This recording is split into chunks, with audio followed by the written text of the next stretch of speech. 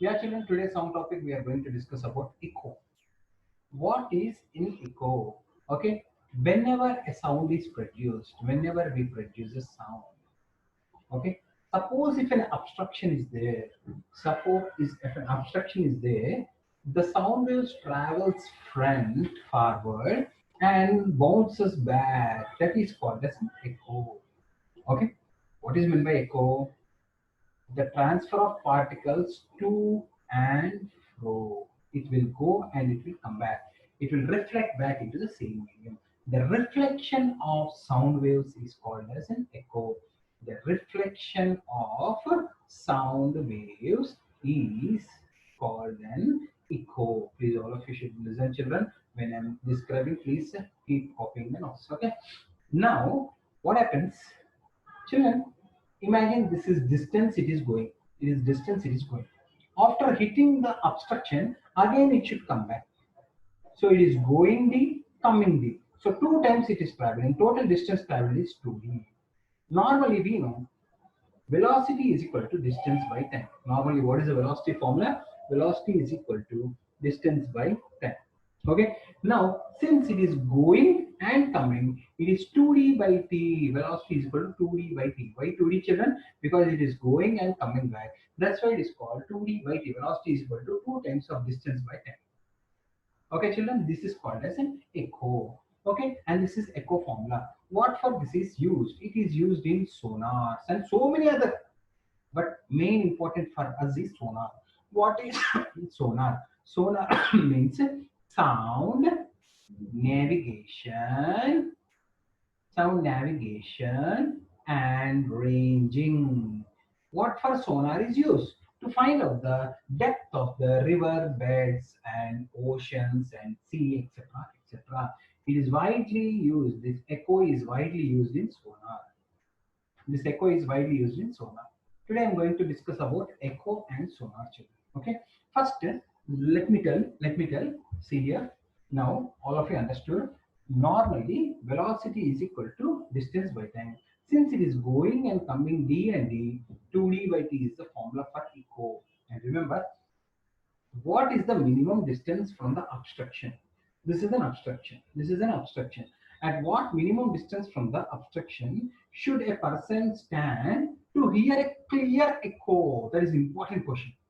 Very, very important question. What is the minimum distance from an obstruction you should stand to hear a clear echo? 1 mark, 2 marks question, children. Very, very important. So, children, velocity of sound approximately in the air, let us take 340 approximately, and distance is only we are finding, and time is 0.1 second. 0.1 second. Okay, children, 0.1 second. What is 0.1 second? 0.1 second is called as, children, listen, 0.1 second is called as persistence of hearing. Try to understand. 0.1 is called as persistence of hearing. What is persistence of hearing? Very, very important. What is persistence of hearing? Children, whenever I'm talking, I should talk slowly every word after zero point 0.1 second. If I talk anything before zero point 0.1 second, you can't understand. What is persistence of hearing means? It is, please write down definition, inability of our ear inability of our ear to distinguish two sounds.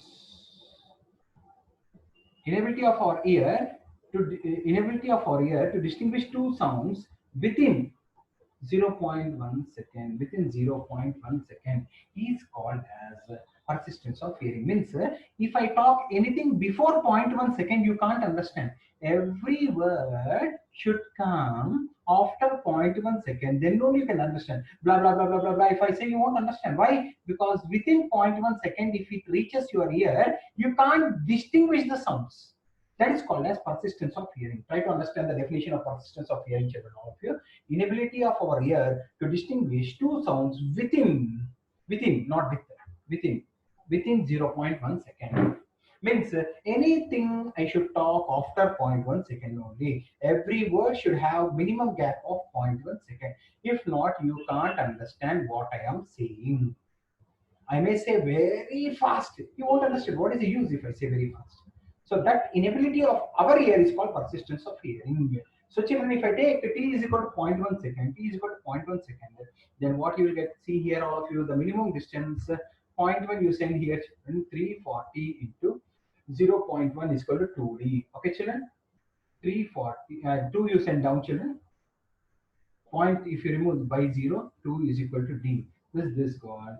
34 by 2. 17 meters is minimum distance. 17 meters is minimum distance you should stand from obstruction to hear a clear echo. This derivation is very important. Kindly copy down all of you. This derivation is very important. At what minimum distance you should stand to hear a clear echo is very, very important question. At what minimum distance from obstruction you should stand to hear and clear echo? This is the important question. Children, please copy.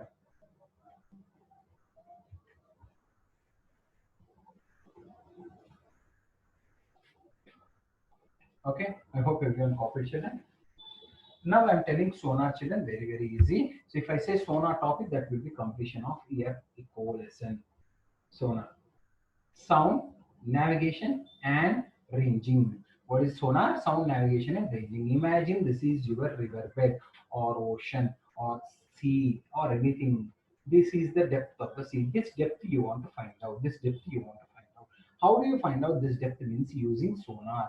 Means this is a ship. This is a ship or boat or whatever it is. Here there will be a sound emitting machine, children. There is a sound emitting machine.